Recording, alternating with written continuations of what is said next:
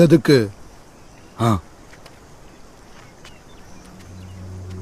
ஒளி தெரியுது. ஆமா, மண்ணாத்தா ஏதோ சொல்ல வர. மண்ணாத்தா இல்லடா மடனுங்களா, அது எங்க ஊரு கண்ணாத்தாடா.